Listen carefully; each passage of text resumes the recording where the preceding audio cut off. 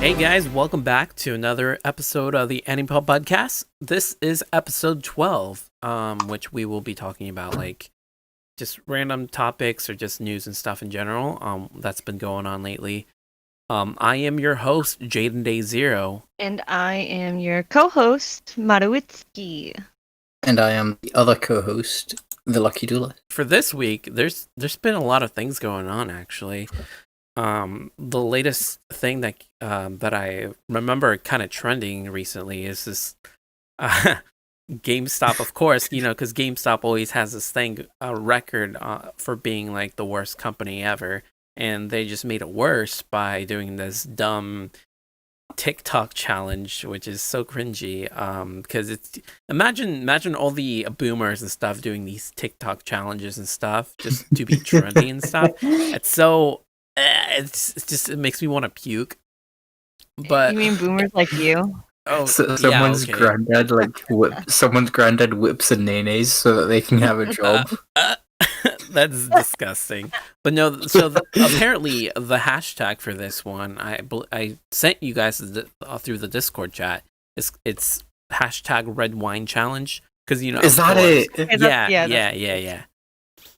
That's why I sent it. Hashtag Red Wine. I thought this was like another thing you wanted to talk about. Is that what that was? Yeah, this is I completely forgot. And it's oh my gosh. The hashtag is based on some artist UB40's Red Wine song or whatever. And apparently, so GameStop is making their employees do this challenge on TikTok where if whoever I guess comes on top or something or gets the most likes or something wins some stuff, which is an Echo 8, an Echo Auto, $100 Visa gift card, or 10 additional labor hours, which is kind of weird as a reward if you ask me. But then again, it's retail, and for everybody who's worked in retail, everybody knows that they usually like to limit your hours just because they can't give it enough hours. But because GameStop, they love you so much. yeah, dude, yeah, totally. Because GameStop is very notorious for like cutting people's hours. Because I have a couple friends who worked at GameStop and they hated it because even though they wanted to work more hours to get paid more, they would say, "Oh no, sorry, you can't do that. We can't afford that." But if you don't get your work done, you'll still have to work extra unpaid hours, and and that is considered illegal, and they've been like hammered down when it came to that stuff by other employees, and I believe people try to sue them or something. I don't know if nobody sued them yet. I'm surprised they haven't gotten sued, but that's probably coming eventually. But yeah, it's kind of crazy. Like for me personally, I'd probably take the I don't know, the $100 like Visa gift card or something. Well, I wouldn't. See, my question is because this is for a team challenge thing. So I wonder, based on the TikTok that I saw, it looks like it's a group effort instead of just individual. So I kind of wonder if they split the $100 Visa amongst each other or something. Or imagine if they. It's weird though, Mhm. right? It was like 10 extra labor hours, right? That's what they could choose, or like an Echo 8, a Visa gift card, whatever. So say they get paid like $9 an hour. I don't know what the wages are at GameStop. I've never worked there. Say it's $9 an hour. That's $90, right? Yeah. Or you get $100 gift card. Right, so either exactly. $90 more to spend on, like bills and stuff, or $100 to spend on whatever you want, and then therefore $100 more in your account to go towards bills. Right. No one would pick the hours. Well, the thing is that I guess if you're a manager, because I think managers get paid like 12 or 13 an hour, compared to regular employees, which they get paid like $7.25 an hour, which is barely scratching $100. Plus, you have to pay taxes on top of that. So yeah, you're right. Like, I'd rather it's get the $100 $100 Visa gift card. Yeah, no kidding. Not worth the hours. Either that or just get an Echo 8 or whatever and just resell it on eBay or something to get money off. Maybe like they that. were just relying on like dumb millennials. Yeah. some dumb stuff like that. This is just one of those things where GameStop is trying to be or GameStop Hip corporate and is trying to cool. be cool, hip and cool and stuff like that. Yeah, exactly. This like 100% seems like something that would happen on an episode of The Office, though. Like Oh Michael Scott yeah, would yeah. totally get his employees to do this. Do that. Oh yeah, it's so freaking dumb. Like if my job or whatever ever said, "Oh, everybody needs to do this," I'll be like, "Nope, I'm taking the day off. I ain't doing this." I would hate that so much. I'm gonna buy out your place of work just to do that. No. I would cry. What if I were your boss, or just if someone told you to do that? Yes. Both yes and no.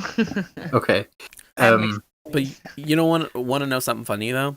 Like, Okay. so I was checking out the original video, and they completely disable the comment section, right? It has like over 900 dislikes.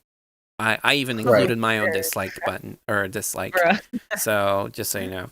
But it's funny because this person also has another YouTube video on their channel, and I checked out the other one, and people were commenting on that one, referring to this video that was disabled, which is hilarious because they were like, "Oh, this person has no life. This is what happens when this person's like whole life is around corporate culture and that kind of stuff." And I don't know. I find that kind of funny that this person thought that just by disabling the comments they wouldn't get comments from people. But we're the Gen Zers are pretty savvy, I guess. They're very trendy. Yeah. They're such older people. I mean, okay, so when you think about it, okay, if you work in retail, right? I guess. Yes. So if they work in retail, I'm sorry, this is completely like just GameStop, right? Mm. November is the busiest month of the year for like buying things. Yeah. November, So, and December, but yeah. Okay, so like it would make more sense if you paid if you got paid per sale or whatever, which they might at GameStop, I don't know, to give them more hours because then they'd have more chances to make more money. Mm-hmm. But I assume they don't because it's a massive chain. Yeah. Of course not. But like if they did, then that would be a better system. Yeah. But like 10 extra work hours isn't going to do anything. Yeah. No kidding. I wouldn't want 10 hours added on to like a shift at McDonald's or something. Mm-hmm. I don't work at McDonald's, but still. It's like they're acting like, oh, it's a privilege to work at GameStop. You should be happy to get additional 10 hours, which is ridiculous. Because I'd rather be working at like a freaking hard labor works, like construction or something, because at least I'll be making like 18, 19 an hour as opposed to freaking minimum wage. True. But it's whatever. People want to be around games, and I guess that's what makes them want to work there. I don't know.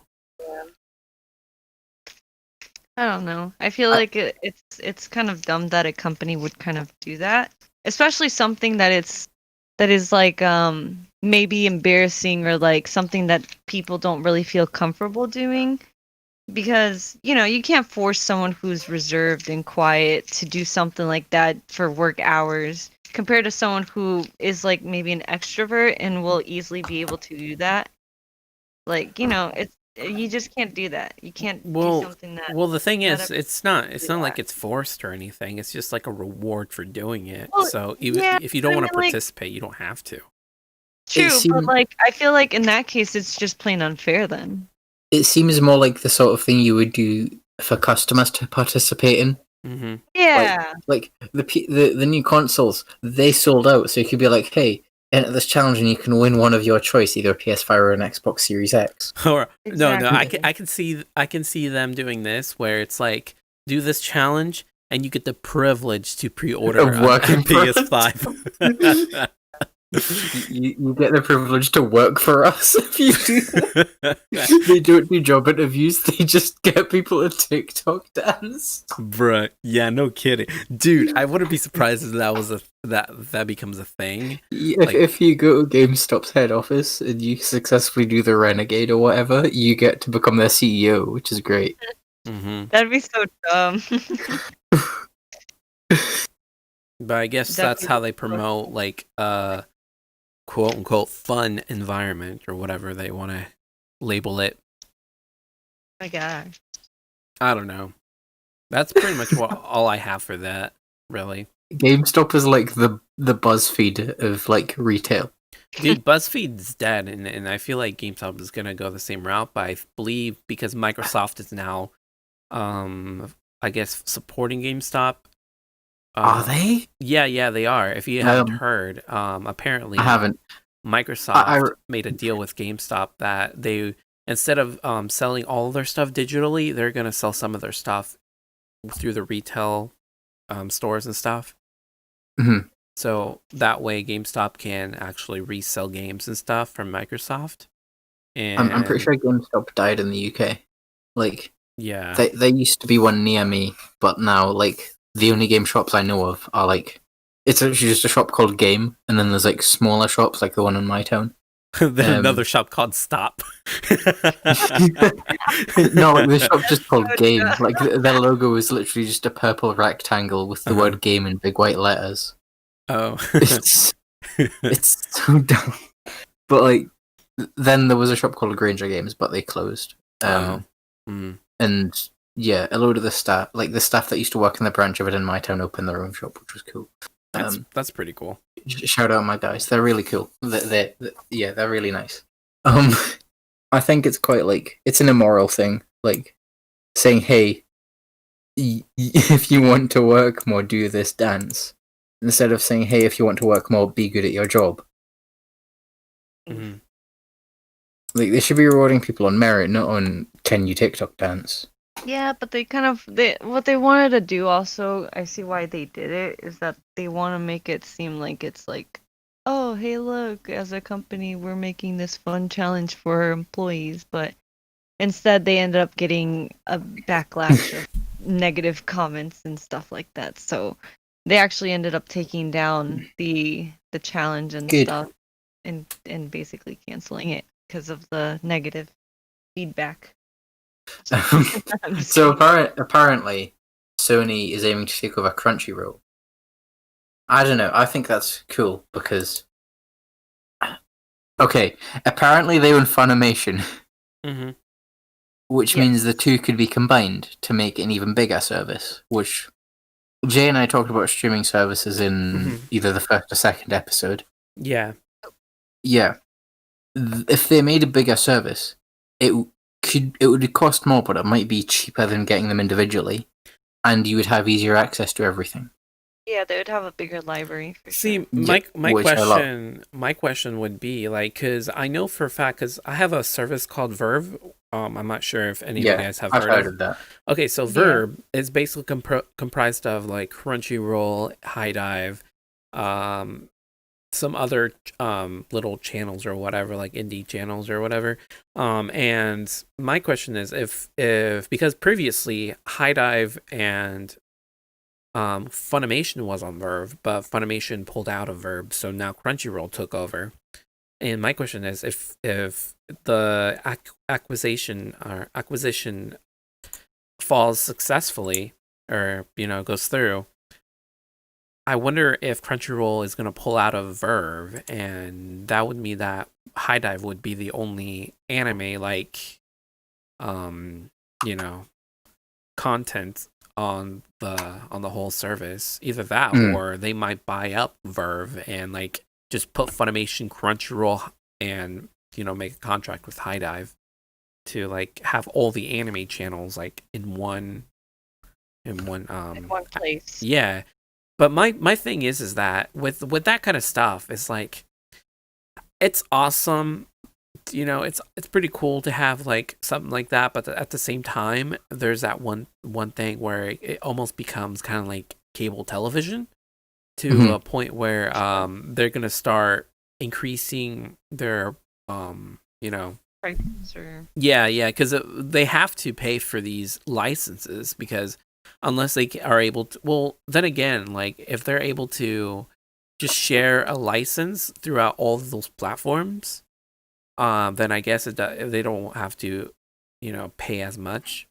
But my fear is that if Sony does acquire Crunchyroll, then dude, I just hope I don't have to pay like $30 a month for like all the anime services, because like $11 is fine, but $30, it's a bit too much for me, honestly. I feel like, I don't know. I feel like if they do end up, well, they will have, Crunchyroll and stuff like that, but I feel like they wouldn't want to really raise the prices too much, because I feel like they would know that they probably would lose some, customers. What I feel like they could probably do is like, you know how Netflix does the thing where it's like, if you have one screen, it's like this price. For two screens, it's this other price. I feel like if anything, it might come down to that. Because like originally for Funimation, you pay one price and you get like two screens already, and then like they already have that kind of system, but like the original price, I believe you still get like the cheapest one, you get two screens.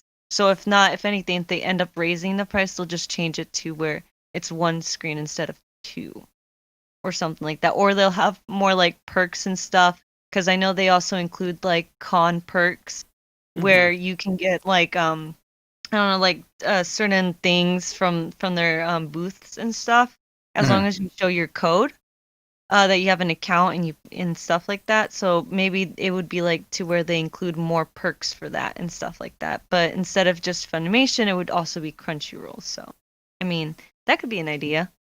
It's actually kind of genius for money, because okay, say this is just an example price. I can't remember how much I pay for these, but say it's £5 a month or $4.99 a month for Crunchyroll and $4.99 for Funimation. I'm pretty sure Crunchyroll's like $5.99, but whatever.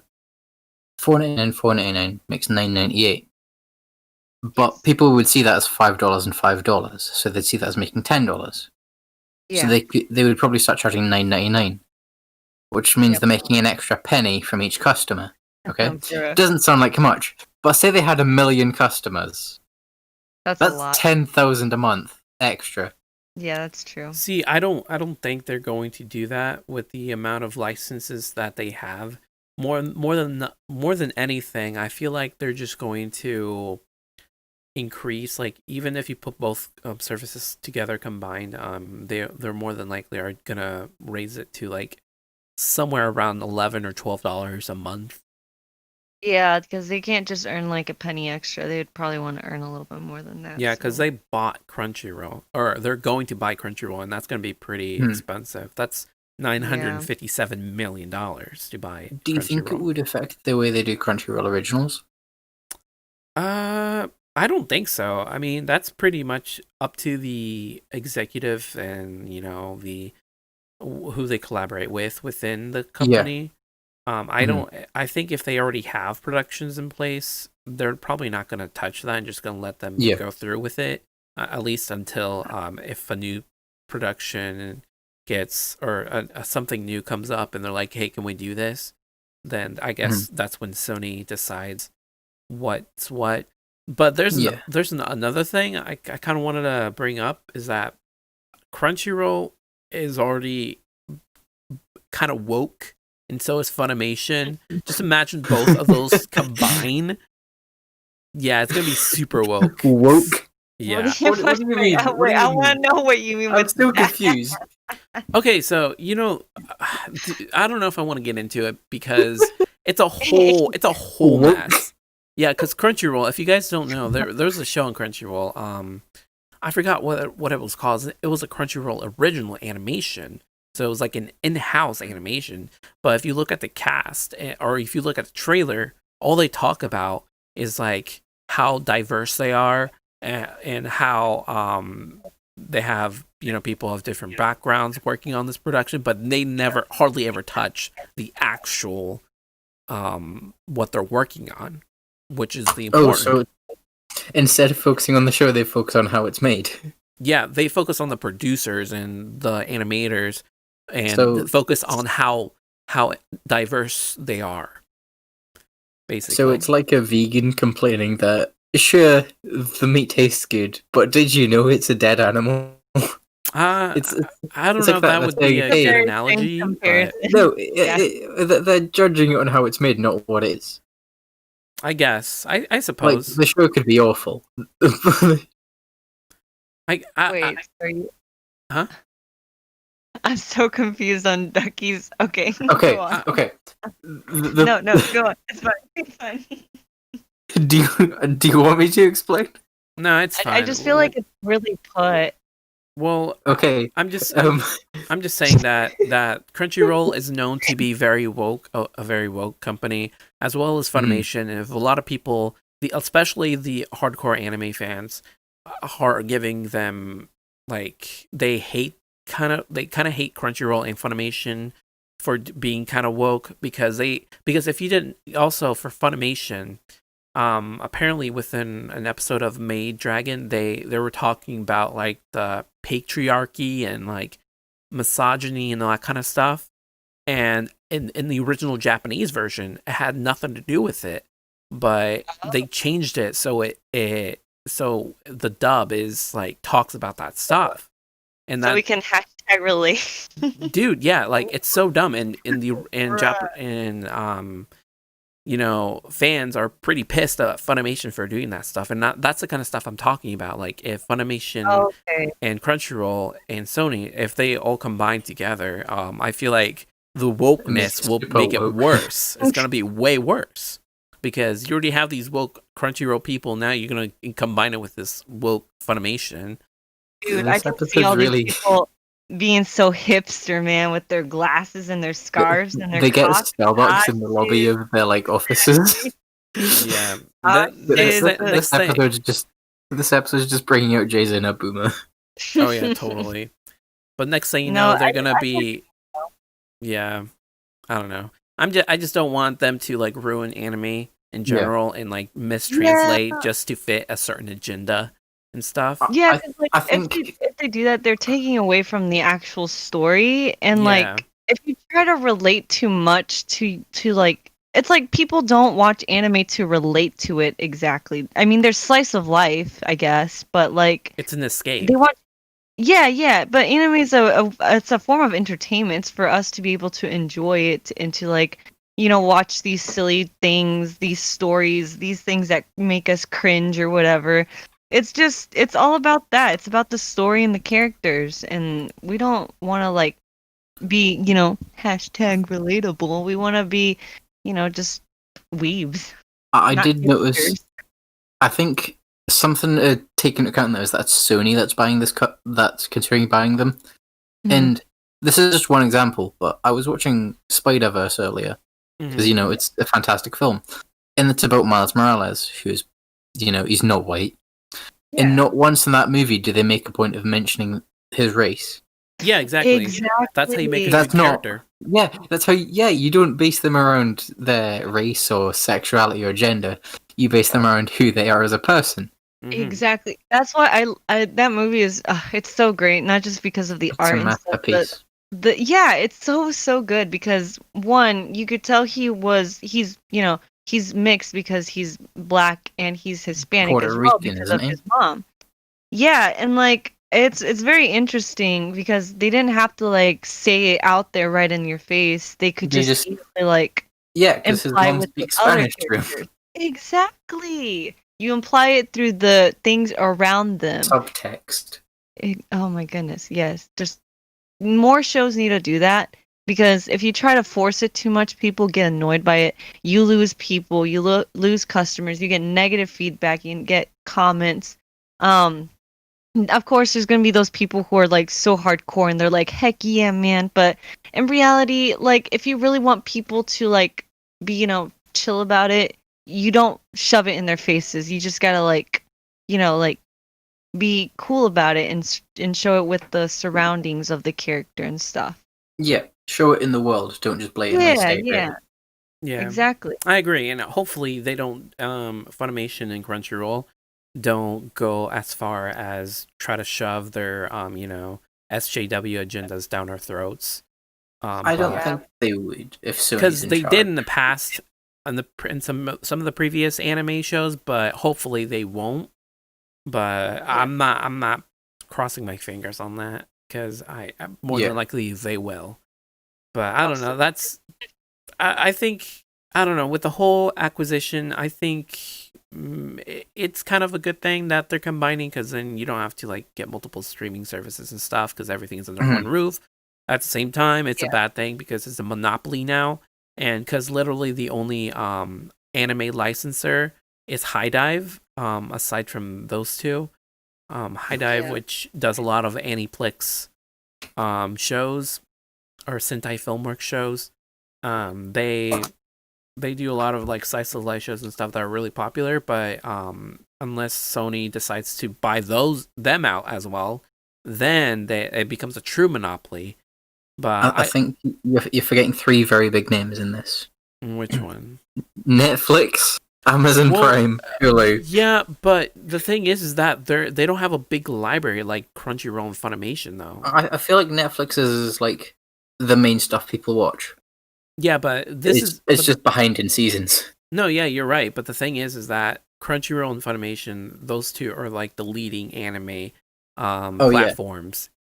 So far, they specialize in it. Yeah, they specialize in that, and if we're talking about anime, I mean, Netflix, Amazon, Hulu, they don't count because they license it from them, from Funimation and Crunchyroll. Okay, yeah. So, if Sony acquires Crunchyroll, then the only one left that's not acquired by Sony is High Dive. At that point, but High Dive doesn't have a huge library like Funimation or Crunchyroll. Yeah. So technically speaking, Sony is kind of monopolizing the anime industry in a sense. So I don't know if that's a good thing or a bad thing, but in terms of content, it's good for me as a consumer because then everything's under one roof. Like I said, at the same time, I'm afraid that they're gonna over exploit that and increase prices, but hopefully that doesn't become a thing, but we'll see, I guess. That's pretty much it for me. I think Sony taking over it would be great internationally, like outside of America. Because Sony does a lot around the world. Like they do stuff in Europe and Asia, and this specifically, my example is the UK. Yeah. Sony's really big over here. Like they do a lot of TVs, stuff on TV. And all that stuff. And anime is really controversial in the UK. The BBC even thinks the only people who like anime are people with autism. They have said this before. Oh, yeah, I remember you speaking to me about that. Yeah. I think if Sony did take over Crunchyroll and they advertised it more, that opinion might start to change and it might become more accepted.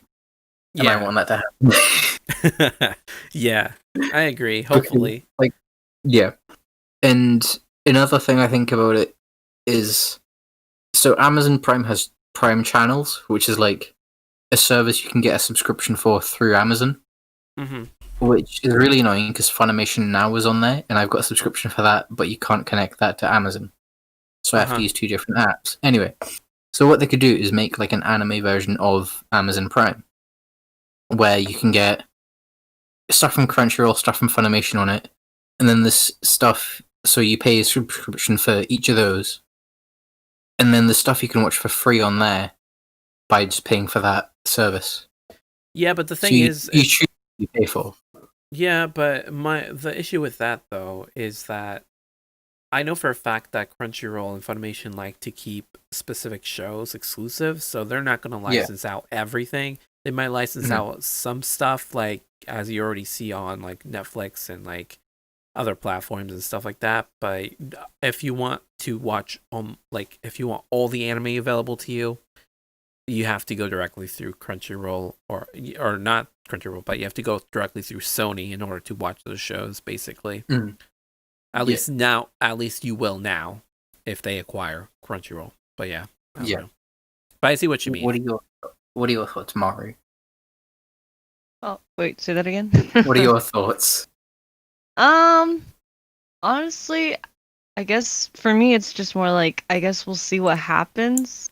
I'm kind of hoping the price doesn't go up if they do end up taking Crunchyroll and combining it, because I'm paying for Funimation and I'd rather not pay a high price for it, but I wouldn't mind a larger collection of anime, even though I haven't seen all of the ones that are in Funimation. But I guess we'll see what happens. I'm sure they'll think of something that's there'll be a smart move to make. At least I'd hope so. But yeah, I mean, I don't really have much to say on this. I just kind of hope everything turns out fairly well. I don't think it'll be like the Armageddon for anime if it goes through. Yeah. I mean, there's other platforms you can watch anime on and stuff. Not like Netflix or anything, because Netflix doesn't really have too many. It has a couple, but it could use some more. Yeah. But I don't know. I guess we'll see. I don't know if you guys heard, but like in Japan, Halloween is like huge, especially in Shibuya, or Shibuya. Is that not like a spooky place? Shibuya. No, it's like, you remember in like Kingdom Hearts, that 101 building or whatever, with the big humongous or in Persona, that big crossing. That's Shibuya. So right there in that street or that block or whatever, they would have like the biggest Halloween party in the world, like literally the biggest Halloween party, because you would get hundreds of thousands of people like crowded within this one place, just dressed in cosplay and like whatever you can think of for Halloween and stuff. And usually people, the Japanese government would, or the not government, but the mayor or whatever that's in charge of the prefecture, would get pissed because these people would just trash the place. And then some of them would go back and clean up after themselves, but there's other people that just leave their trash all over after the whole Halloween party thing is done. But this year, because of the whole COVID thing, the mayor, the prefecture, encouraged this virtual party rather than a congregation of people in the same location, because it's kind of dangerous to have so many people in one place. But of course, people aren't going to listen, so you get all these people who, I guess, in a sense, they're still wearing masks based on the pictures I've seen. But there are some people in little groups that just take off their masks to talk to each other, which you should never do. But people still do it because, I was like, oh, this is just my friend, so I'm just going to take off my mask. That kind of stuff. But it's kind of interesting that they try to promote this virtual Halloween party. But the thing is, I highly doubt anybody actually used it. Because apparently it looked like something from VR chat if you look at the screenshots and stuff. And it's kind of weird. I don't know if it's VR chat or not that they were using. But... Or it looks like a cutscene from a video game. Yeah. Did they do like a replica of the city? Yeah. So they did a replica thing, and they wanted people just to join in and like party through there or something, or like do through a webcam or whatever means, but just not congregate within Shibuya for the Halloween party. But basically, they kind of just like, people kind of didn't listen and still went and cosplayed as their favorite character. But luckily, there wasn't as many people as the government hopefully thought there would be. But, nonetheless, people still went. But yeah, I don't know how's that's going to affect the whole COVID rate within Shibuya prefecture or within that, specific spot because of this event. But I'm looking through the article you sent in the thing, and there's a lot about COVID in it. Like, they put signs up saying "Home Halloween," and then further down it says the attendance was apparently 80% down. Right? but was really busy. Like there were people holding up signs saying COVID-19 is a lie, and they were refusing to wear masks. Yeah. That was another thing that there's People protest. for just like here in America, there's a lot of like anti-mask people over there in Japan as well, which is kind of funny because Japanese people are known to be wearing masks during the winter and stuff because they don't want to spread anything if they're sick, which is awesome for them, good for them, but it sucks to be us though because we don't do that here. But and there's these anti-maskers in Japan over there that for some reason came out of nowhere. Even though Japan's been doing this mask thing for the longest time, I guess because I just want to wear my mask for like a month, but because they're making us wear it for more than that, I'm going to protest now, which is stupid. I don't know. At least that's what I think. I don't know. What are you guys' thoughts on this? Could be maybe that they have to wear masks indoors instead of just outdoors. No, yeah, of course. It's mandatory. A lot. Yeah, that's what I'm saying. I feel like maybe that's why there's like these anti-maskers because they're like maybe they do wear them outside, but they're tired of wearing it indoors, or something like that, instead of just outdoors if they go outside and stuff. Like they normally do. How Japanese people always wear their mask. Mm-hmm. But I don't know. That's just kind of like what I think. Although I do think the virtual Halloween thing is pretty interesting. Although I kind of wish we could see pictures of like what it actually looked like and stuff. There's one in the article, I think. Yeah, but like I want to see like a nice refined. I think that picture, that like screenshot in the article, looks like they've taken the model of Shibuya from Persona 5 and put a stage from like the Love Live game on it. Mm-hmm. Yeah. See, I'm just like I don't know. I'm curious on what they made it look like and stuff, but I think Japan has a weird approach to most things. And that's not weird to them, that's weird to us. Because it's a very different world, like Japan to England and the US and stuff. Yeah. It's a very different place. And I think I'm kind of shocked they have anti-mask protests, honestly. I don't know why I'm shocked, but I'm shocked. Because we're used to seeing them, like... Yeah, it's not the sort of thing you'd associate with them. Like you think of Japan, you think they're all well mannered and stuff. Yeah. Yeah. I mean, people will be people, I guess. So there's that. People have opinions. They have free will. Yeah. But I think virtual Halloween's a good idea, even without a pandemic, because it's a lot safer. Yeah, for sure. Like. Those things you gotta be careful, look through your kids' sweets on Halloween. I found this, and then there's like a meme where it's something really stupid. Is that what you're pro that, Ducky? I'm pro that because less kids will be given ecstasy. I'm pro virtual Halloween. That definitely happens. Will be given ecstasy. Oh, okay. Yeah, I agree. I think it's a lot safer because like less crime, less kids being given drugs. It's better. Safer, I guess, especially in a big city. I suppose, but I don't think they really take their kids to those kind of events. And if they do, I mean, I'm sure people know that there's going to be like all types of ages. Plus, I'm pretty sure Japan doesn't really have a high crime rate, so I guess that's why people don't really, mind it. I mean, compared to if that were taking place like here or something, then maybe you could be worried. Depending on like the city and stuff, of course. But yeah, I have to agree with that. Yeah. Yeah, like if it's Japan, then I feel like you can trust them way better because they just tend to not have as much crime rate, depending on the area and stuff. But they're known to be pretty safe, I'd say.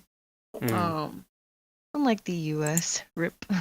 Some cities just can't be safe at all, especially during certain hours. So unfortunately, I can't really say that it would be a good idea for here to do a virtual one, but I don't know. I think it would be good at times that aren't just Halloween. Around the world, people have big celebrations for New Year. That would be a virtual New Year would be better, but okay, I don't know how they do it in America, how they do New Year in America, but over here, what would they do? is on TV, they show London, and they always have this big fireworks display on the River Thames next to Big Ben, next to London Eye, because they're conveniently really close to each other. So they have that on TV, and I think. Sorry, what? Is that for like every holiday or what? No, holiday? that's New Year. New Year's. Oh well, I mean, I think the same. a virtual New Year would be like better than having loads of people crowd together. Yeah. Well, I mean, we kind of do the same here in the U.S. like during New Year's, but it's like the New York ball thing. I forget what it's called, but they lowered the ball. Yeah, at Times Square. Yeah, and like but even still, like a lot of people crowd. Now talking about that, I'm very curious on what that's gonna be like for this year. They'll drop the ball and no one will be there to see it. Yeah, but I feel like there's still gonna be people who are gonna go, and there'll be anti-maskers. Yeah, like I feel like I want to know how that's gonna go down. I mean, I'll be watching from home, but I want to know how that's gonna go down. I'm curious now, so I guess we'll see for that. We'll report on that later. When you asked if we do that for every holiday, it just made me think like the really small holidays, like St. George's Day, like it's a random Tuesday, but for some reason there are fireworks all over London. Exactly. Yeah. I don't know. It's interesting. I don't know. I think virtual Halloween might be the future of Halloween. Mm, Because a lot more is becoming virtual. I guess. Depends. We'll see, I guess. I don't know how to feel about that. I'm in favor of it. Yeah, I'm in favor of it. Maybe for like kids or something. It makes it more of a family thing than a go out and get drunk thing. I mean, you're always going to have those type of people, though. I mean, I wouldn't mind going out to get drunk on Halloween, but I'm just saying for like families, it's going to be better. Cool. Okay, so we'll move on from that. But I wanted to touch base on the new Makoto Shinkai's new film. And he is the creator of our lovely, famous, and popular movies like Your Name. His last recent work was Weathering with You. I still haven't seen it. It's very good. It's very good. The animation's fantastic. I don't want to pay £7 on Amazon to watch it. Oh, well, you're missing out. So I'll watch when it's on sale. I guess, but either way, his last film was Weathering with You. Basically, that movie was based, like every other, his other movie. It's mostly based on kind of like romance, kind of like a love story between two characters. He recently released an image this past October of him working on his newest film, which we don't really have a lot on it because he hasn't really said much about it.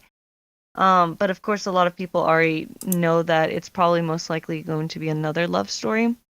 And that it's probably going to be like, like the same kind of like theme in a way. But in this image that he released, it's like, it seems to be like probably that's going to be like a story that takes place like by the ocean or something. So I mean, you can kind of like think about what that could possibly mean. That kind of reminded me of just looking at the image makes me think of Ponyo. That's what I was thinking too, and I was so excited because, like, oh my goodness, if it's a love story based by like something by the sea, like I'm going to love it automatically because the sea is just my thing. But I'm actually pretty excited to see what this is about because, like, I don't know, like his stories are good and like they're great and stuff, but I'm very curious. Too. This makes me sorry. Sorry. Go ahead, Jay.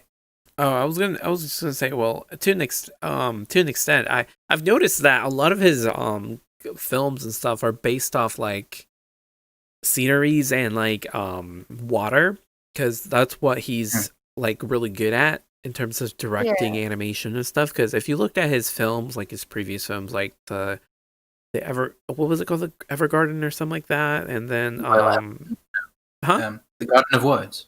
yeah. That, because that's within that movie, it's always raining. Then there's 30 seconds per meter or something like that. Per second. Yeah, dude, I can't remember these titles. I love that film, but I hate it.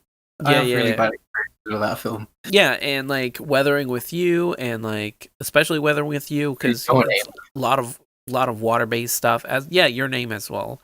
A lot of water-based stuff. He focuses on, because he can make it look really beautiful. And Dude, so good. I have a theory about this film, but it has spoilers that I know exist for Weathering with You. So you can cut this out if you want, but I'm pretty sure at the end of it, Tokyo is like underwater.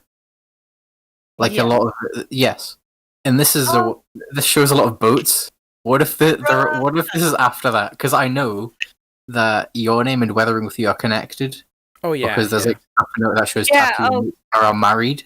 Yes. That's how I know about the ending of Weathering with You, because I wanted to check like if they were connected, and so what if this is after that, where the world's underwater, or like not the whole world, but like Tokyo is like more water based? Yes. So are you implying like a a cinematic universe of some sort? Not really a cinematic universe, more of like a timeline of events. I mean, when you think about it, it would make sense. It would. Yes. The Makoto Shinkai cinematic universe. Wait, it'd be like the MSCU. What does that stand for already? Makoto Shinkai Cinematic Universe. No, like that's already a thing. Oh, Marvel Cinematic Universe. No, it's the MCU.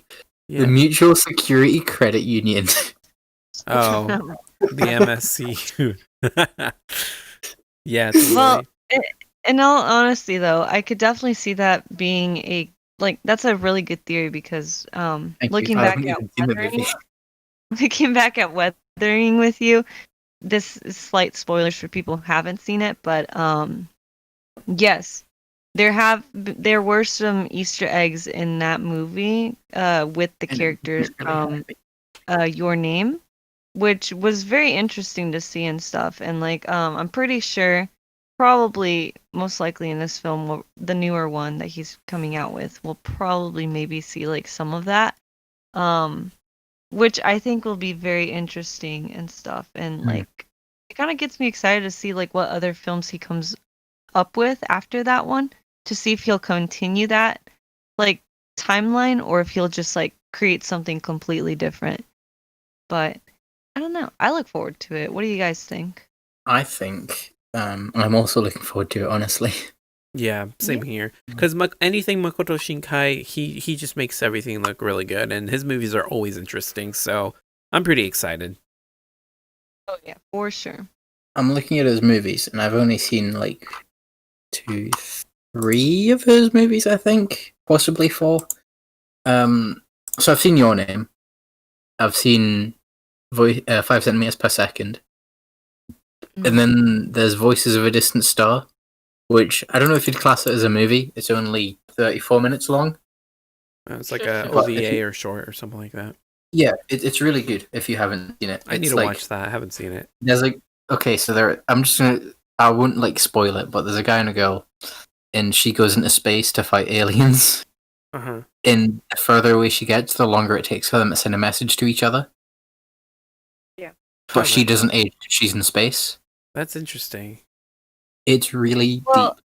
It would make like as in messages, like how messages? Like a text message.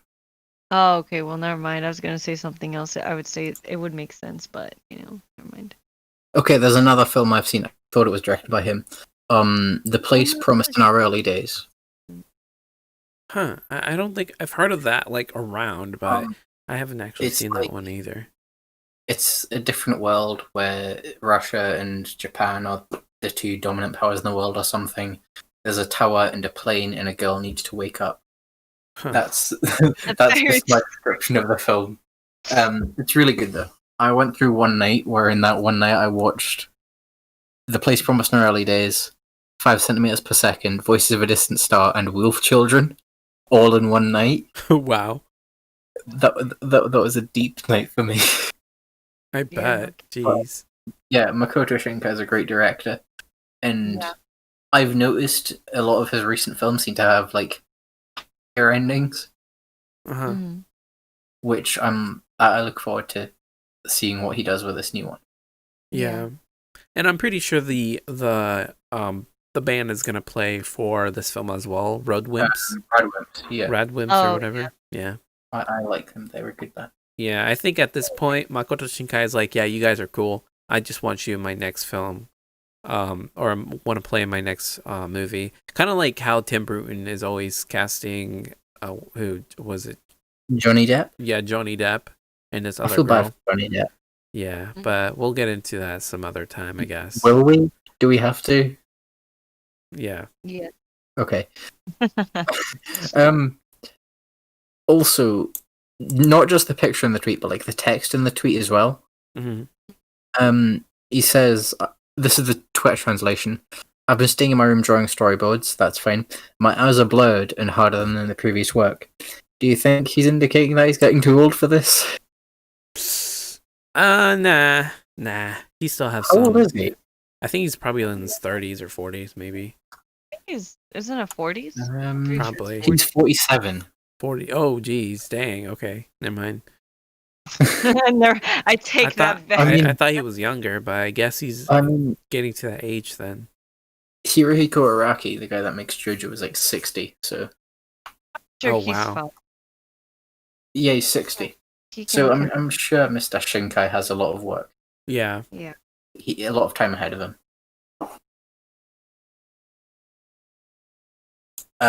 So yeah, I think this film is going to be good. It shows promise. Solely off of that one picture. Yeah. And my theory stands that it's going to be connected to Weathering with You in Your Name.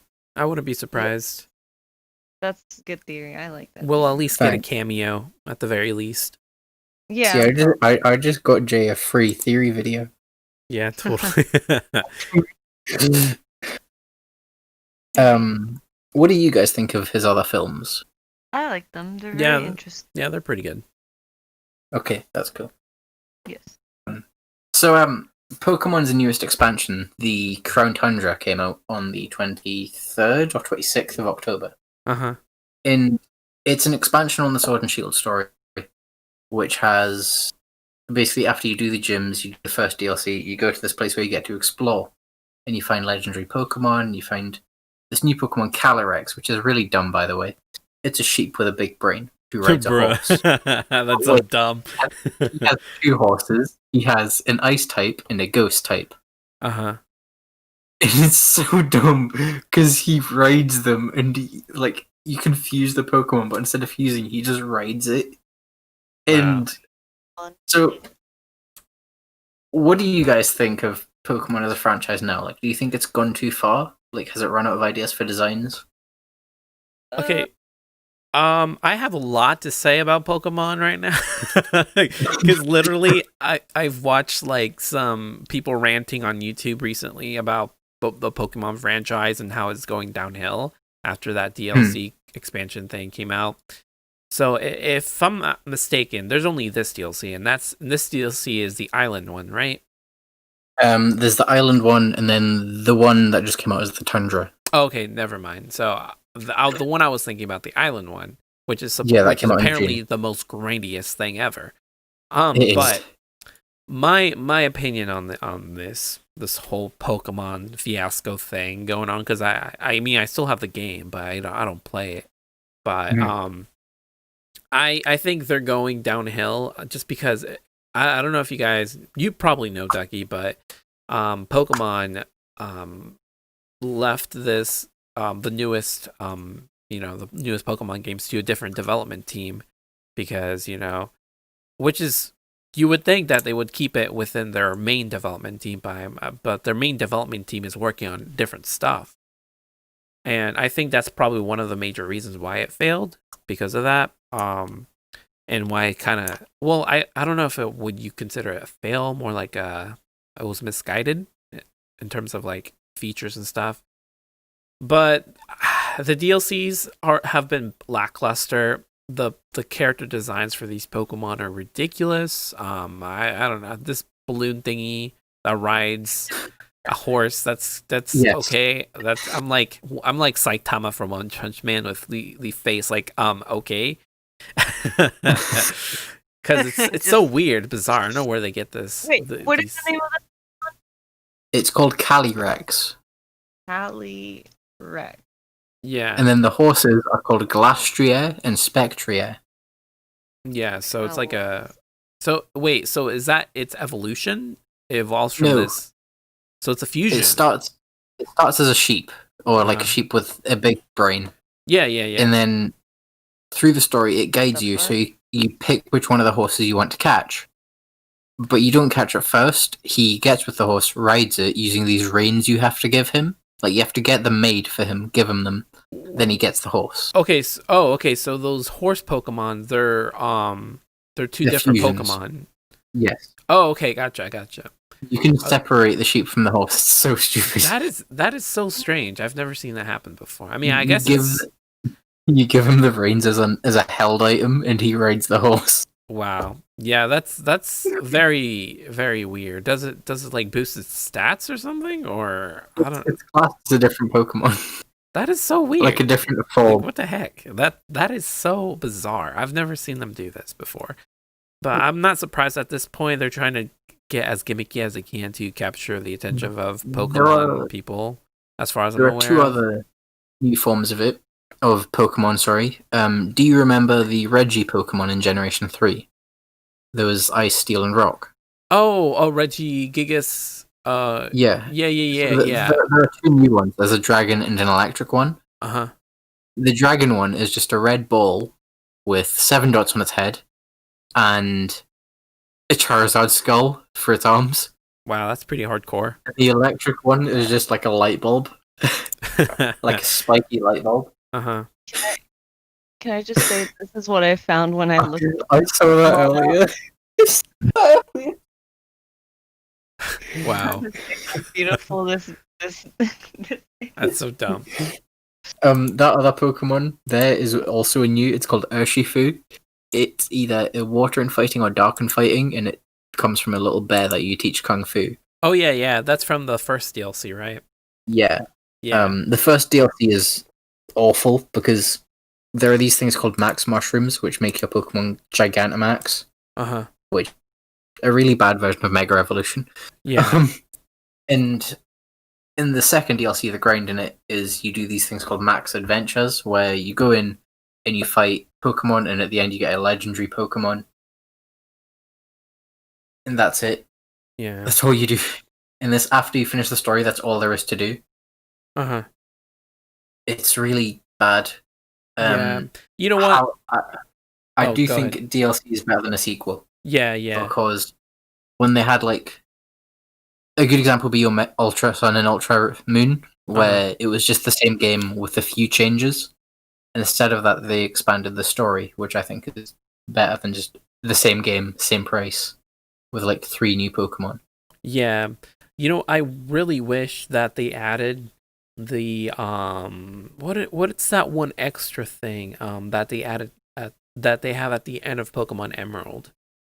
The battle zone or battle region or Oh, something? the Battle Frontier? Yeah, was it the Battle Frontier?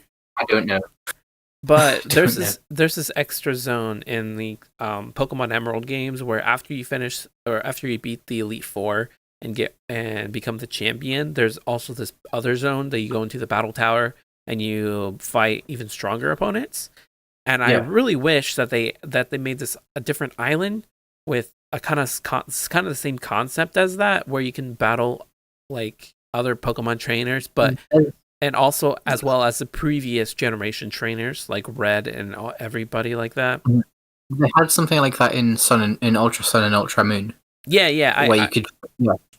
And there's something like it in Sword and Shield where you can go to the battle tower where you battle random trainers to get points. or you can go to the Star Tournament where you team up with someone. You get to pick who it is. It can be like the rival or a gym leader, and then you battle against other gym leaders in like a tag team tournament. Right. I don't know, but I feel like it would have been better if they made it into a whole island or something. Yeah. You know? Yeah. Instead of just one building. Yeah, because then it would have been way cooler, and then through the grass and stuff, you get to like capture old gen Pokemon or something. Yeah. Because that would have been pretty cool. I agree. Instead of what we got, but it's whatever, I guess. I think Sword and Shield are the first like new main series games on the Switch. Yeah. So all the like faults they have with like the system and that, I think that can be excused because of the fact it's this whole new development team on a whole new console for them to work on for Pokemon. Like, Let's Go was... Sorry, what were you saying? No, I was gonna say, I'm gonna like stop you there, Ducky. I don't think there is no excuse for that. Honestly, Game Freak is this big game big game developer, and they should have known what they were putting out, and they should have known there was high expectations for this game, considering that we got freaking what is this called on the GameCube?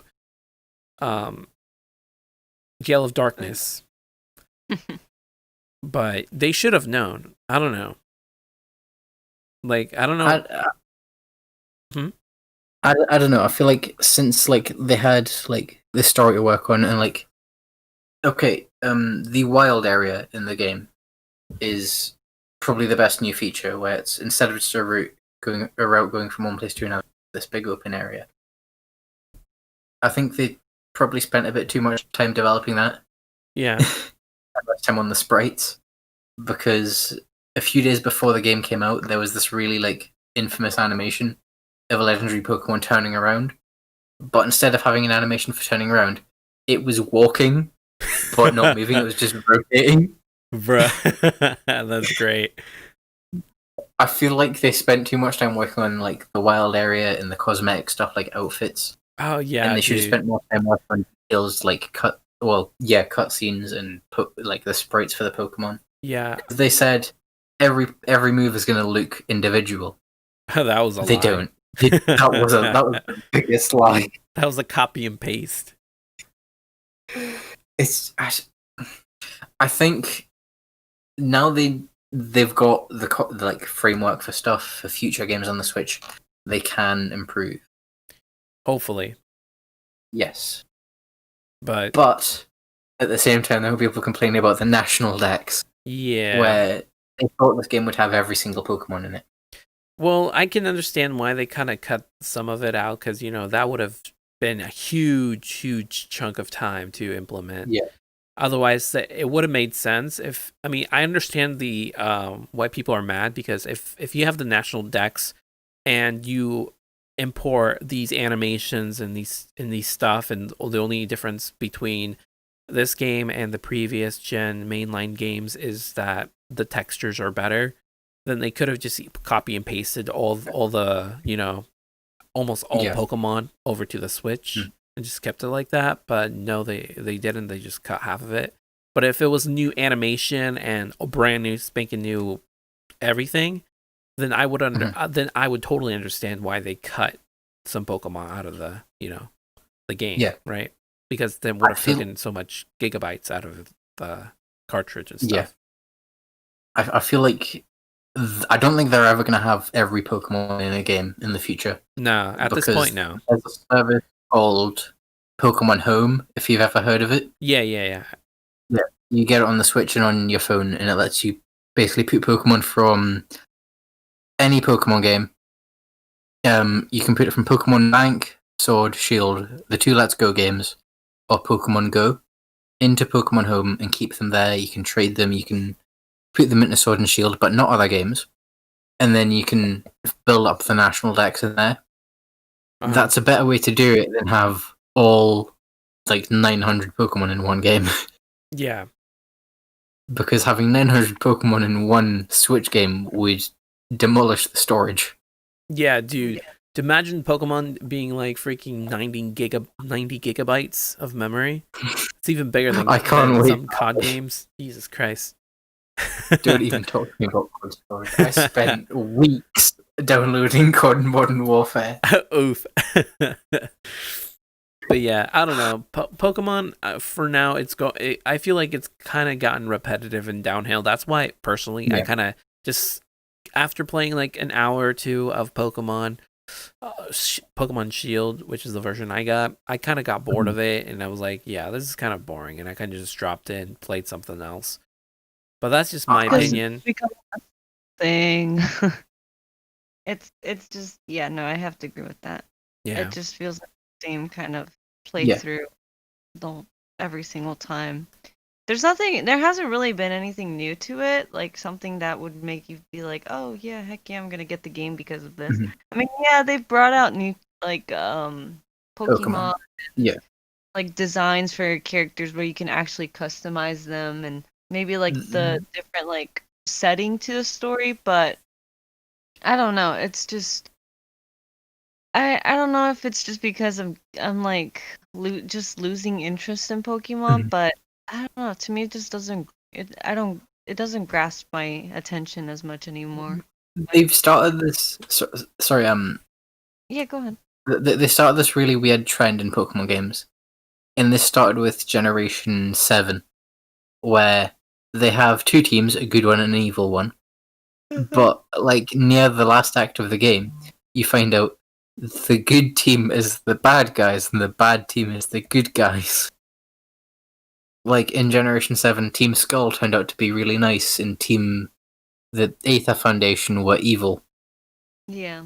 And I can't even remember the name of the good guys in Sword and Shield, but Team Yell were actually really nice. Like, it's just such a dumb twist. Yeah, no kidding. But for the anime for Pokemon, actually better now because it's not linear. Oh, understandable. Like yeah. I don't know. I just hope that they it doesn't suck, at least for the next iteration of Pokemon. That's my only hope. The fact that we've reached a point in time where Pokemon Go is the best current Pokemon game is really scary. Yeah, no kidding. Game Freak, you better get better and put that as your main development, because anything else you put out will suck anyway, so you might as well put all your resources and brain power into making the best Pokemon game. Kind of like how Smash Brothers Ultimate became the best Smash version. Smash Ultimate became the best Fire Emblem game. Or I don't know, whatever. Yeah, but Pokemon or Game Freak, get better. Otherwise, you're just gonna lose money. Good. Let me bring in some other news, big news actually. Yeah, that's a good fun based on that's a good. So this is about the world famous BTS. Of Which course, stands for behind the scenes. Well, actually, that is I guess the English version that was given to them as a name. Oh wait. Actual what? Sorry, I saw this thing on Twitter a few weeks ago about it. So you know the YouTuber, the Anime Man. Oh yeah. He put this thing where it's like, I got this message, and it's like an email from someone I'm not sure if they're pretending or if it's real, pretending to be from Big Hit, and they're like, you fit the standard, and then the acronym for it was STD. Bruh. That's so dumb. Oh my god. Anyway, continue about BTS. You're talking about the world famous STD. BTS, what do you say? Well, BTS, their name, and I guess technically in English, they said behind the scenes or something. I don't know why they gave them that name, but whatever, I suppose. But in Korean, it's Pangtang Boys. That's what their name means, or bulletproof Boy Scouts. Boys, something like that. I forget what it was exactly. But I googled it. It says bulletproof Boy Scouts. Yes, that is what their name stands for. So interesting news about them actually is that apparently, and this has been going on for a while now, but in Korea, it is mandatory for all men to be a part of like the, I guess, to do like what we do here in the U.S. and probably any other country The where draft. you have to serve. Yeah, where you have to serve and do the draft. And National blah, service. blah, blah. Yeah, pretty much. So, and this doesn't apply just to BTS, but a lot of like big Korean like pop stars and stuff like that. A lot of the fans don't want them to serve the time that they need to serve, for the for the service. And in fact, fans are now buying shares in order to save up money and like I guess pretty much support them into the form that they don't have to do this service for their country. And I think their oldest member is Jin, and I think he's the first one who's supposed to go and do this, but I know that they had mentioned before also if they like since they do contracts and stuff with these companies, I think they have like a 7-year contract or something like that. But basically they renew it every single time. And due to this whole draft thing, they would basically have to like cancel that contract so that he's able to go do that and then come back and do that. But the thing is, fans don't want them to do that because, they're super popular. They have a ton of fans. If you don't know, their fans are like super supportive. Annoying. Super supportive. Annoying. And maybe annoying to some people. But they literally like, dude, like they will fight you if you go against BTS. It's crazy. It's insane. They don't want their precious kings to be tainted by the military, basically. Okay, I have strong opinions on this military thing. That's basically what it is. Go ahead, Ducky. So, it's the law for them to do this. Any able-bodied man between the ages of 18 and 28 in South Korea, has to do national service.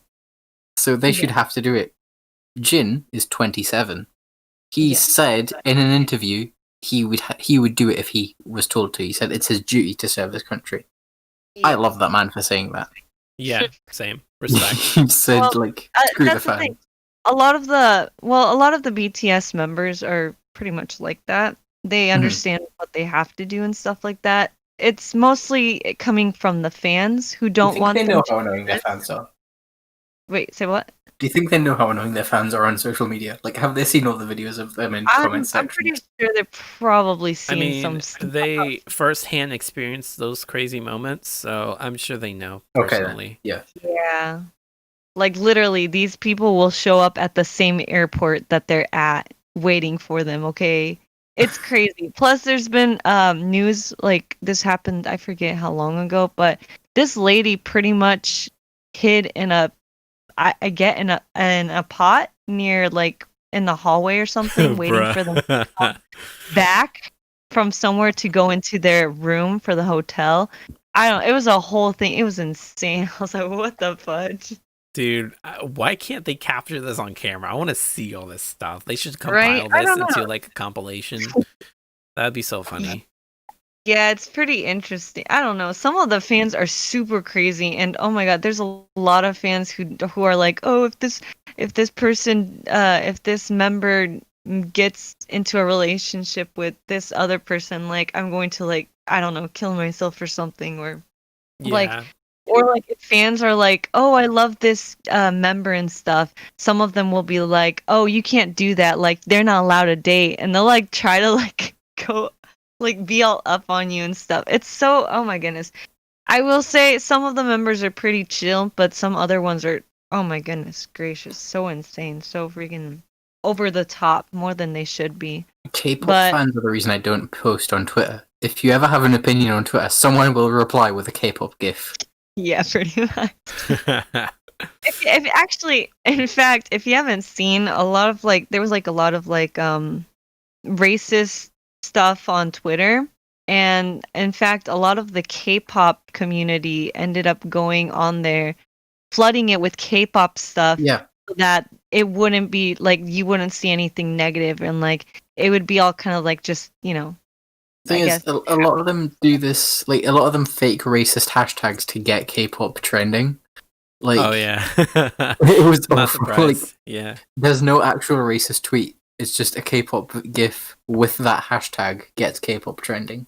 I guess so, because like a lot of the times when that's trending and stuff, and I look at it, I'm like, bruh, how the heck do these people like already like? How are they so on top of this stuff? Like, what the heck? They plan it. Yeah, well, maybe, I don't know. I guess it really depends, but I mean, I wouldn't be surprised if there were like hashtags, just to get it trending and stuff. But what do you think about the buying shares thing? Do you think that's a good way to support a musician, buying shares in their company? well, I mean, I guess it's their money, so I guess it's I don't see how that has anything to do with them serving. Like, what happens if they buy shares? Like, does that automatically exempt them or something? But they must think they can buy, like, bribe the company into bribing the government into yeah, definitely. something. Teenage girls, man. Because those entities are two different things. They are. It's completely like, okay, the article I found it said Big Hit planned on putting their shares online, like on the stock market. People could buy them, and having to do the service interfered with that plan. Oh, okay. So really, the argument for them not doing it is just Big Hit wanting more money. Okay. So, capitalism, guys. Yeah, makes sense. Makes sense now. Yeah, well, I mean, makes sense. In reality, like Big Hit doesn't really have to ever worry about losing like fans or anything, because like, dude, like people will buy anything related to BTS. Okay. But the thing is that okay, so how long do they have to serve? How many years? I'll have a look. See if this article stated. 2 years. Okay, so depending on that, I don't know if it's true or not, because sometimes it does become a thing that after like a specific amount of years or something, that artist becomes irrelevant, and it's possible that as big as BTS is, people change their minds and stuff if they can't release any more albums, which I'm pretty sure they're just going to replace whoever joined the military with a different person for to fill in the void to keep releasing music under BTS. But I feel like that main singer or something might become irrelevant after 2 years of not hearing, what's going on with him and stuff, and him not touring and all that kind of stuff. So that could be a something as well. So I don't know how K-pop stars take that. Like, do people wait for them after 2 years of serving, or do they just become irrelevant? Is that a deal breaker?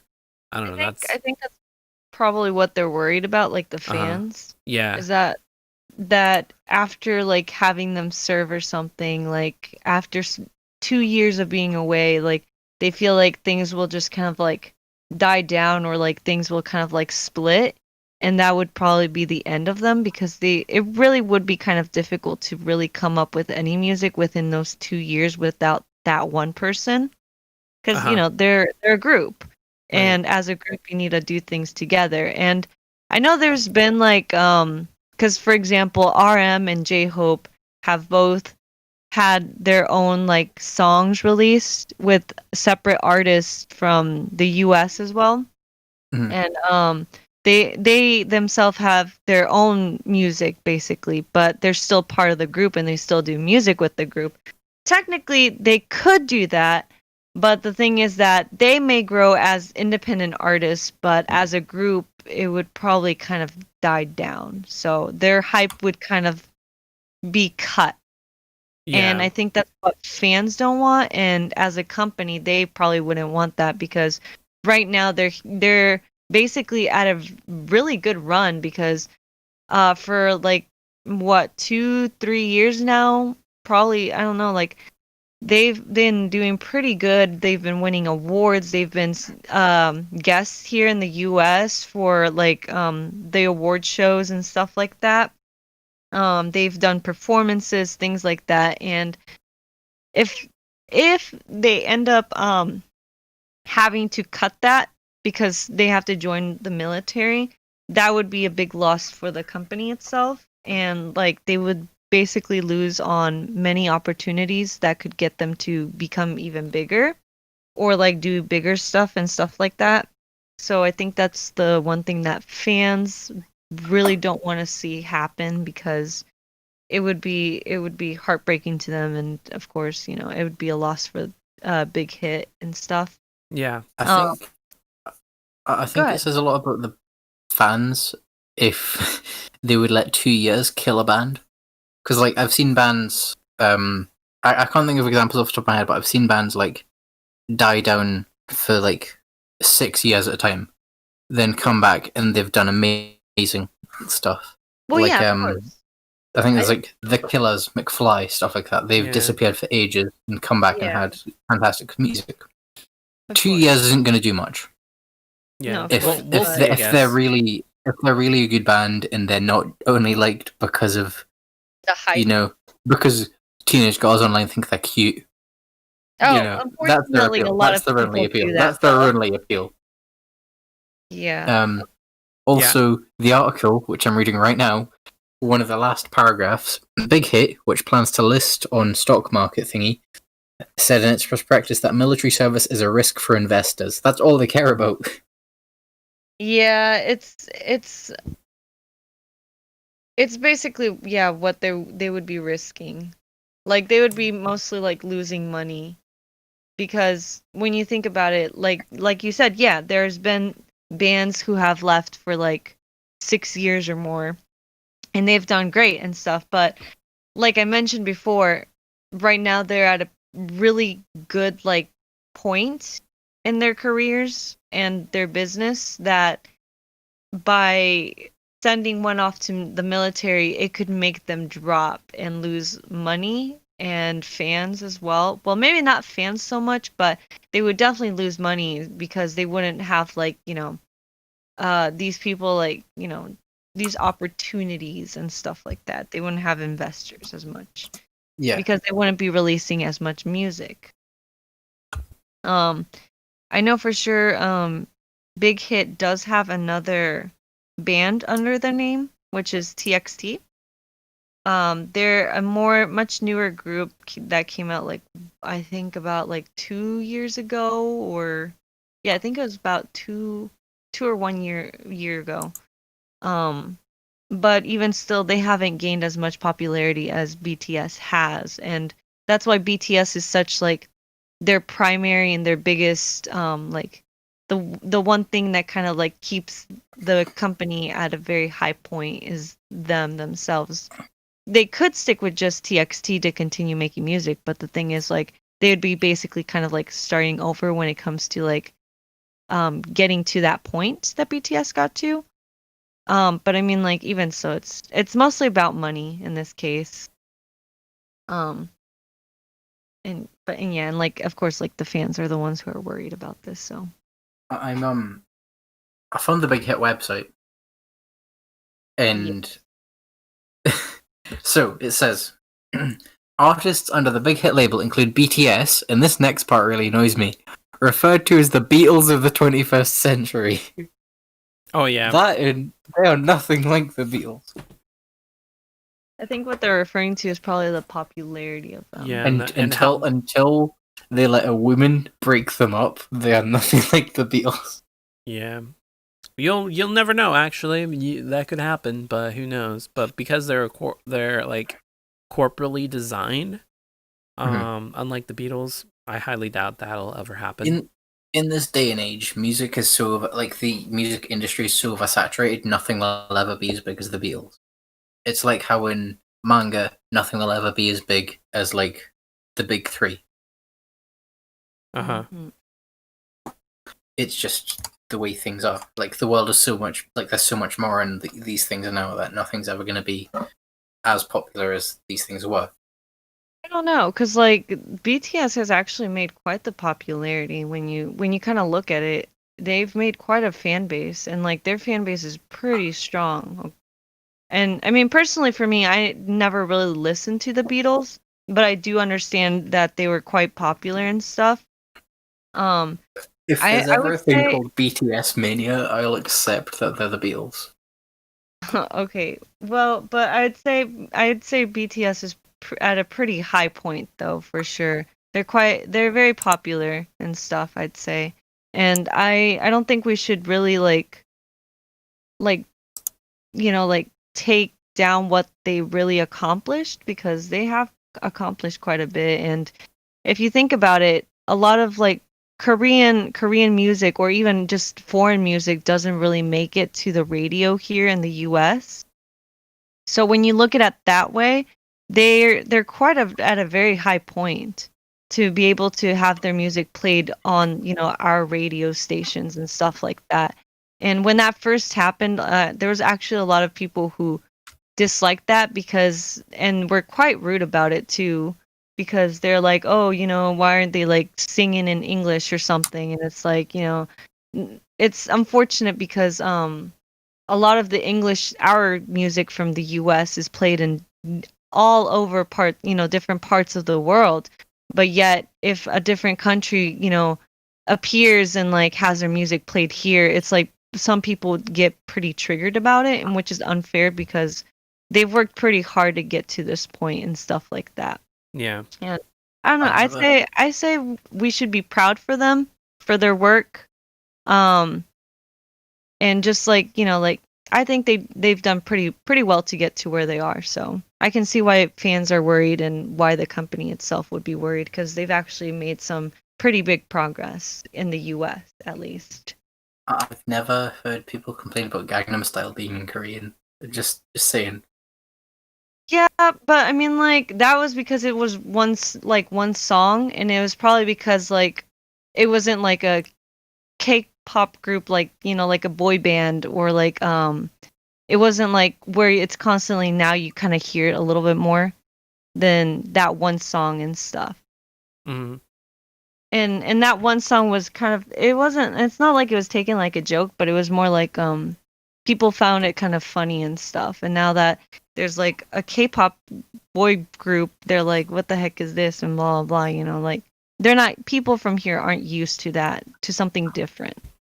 Unfortunately, a lot of people aren't, so that's why a lot of fans are so like hardcore and wanting to support and wanting to have them reach more of the US and stuff, because it's so rare to really hear anything like that.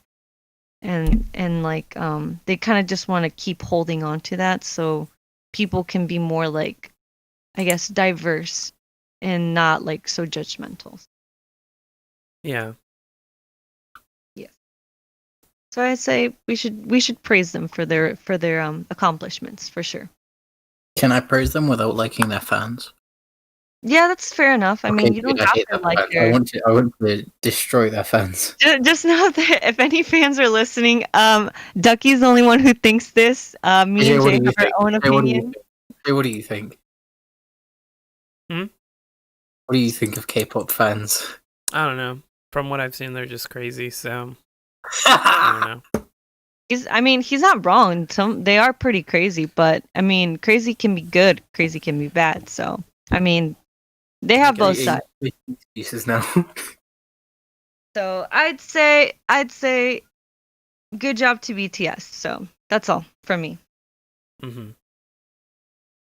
What do you guys want to say? Anything else, or is that all? I'm looking at financial information on the Big Hit website. Okay, I get to buy a share. No, but this would make more sense to Jay than it does to me. Yeah, Jay's the big brain. Yeah, he does the money stuff. Oh yeah, totally. He's the one who commits fraud for expenses on the podcast. Oh yeah. All right. I think I don't have much more to say about K-pop. Like, I'm happy that there's national music being popularized, and I think, okay, there are two foreign songs, like foreign to me anyway, songs I've heard on the radio. That's Gangnam Style, and Despacito. Mm-hmm. They've never played a Korean BTS song on the radio. They've only played the English version of Dynamite, which, honestly, I hate that song. It's just really annoying, especially when it plays like the day on the radio. But I can respect them for the work they've done, but they shouldn't be excused from the military service. If it's the law for every able-bodied man to do it, they should do it. Or there was a news story a while ago. A group of friends in South Korea all overate and got really fat together, just so they wouldn't have to do national service. It was that's crazy. They should do that, and then we could have publicity for overweight people as well. Yeah, there you go. My thoughts exactly. I agree with Tucky. The overweight people need more recognition. All right, guys. I think that kind of concludes this week's podcast. So if anybody has anything else to say, but no, I think that's it from me. I'm trying to think of something witty to say. I'm sorry. Nah, this was a good episode. I think we touched on some decent things. All right. Do you want to do the outro, Tucky? Yeah. Okay. So thanks for listening, guys. We hope you enjoyed. If you have any opinions, put them in the comment section on YouTube, or you can email us your thoughts or guest suggestions. Is this okay to say? Yeah. To the anipop.podcast@gmail.com. We'll be happy to read any emails we get because fan interaction's always fun. Make sure to follow us on social media. We have Facebook, Twitter, and Instagram, and YouTube for our highlights. Let us know your thoughts in the comments section below. Don't forget to follow us on Spotify, Apple iTunes, Google Podcasts, or just Google the Anipop Podcast. Thanks for listening. We'll see you next week. Bye. All right. Bye. Peace out. Au revoir.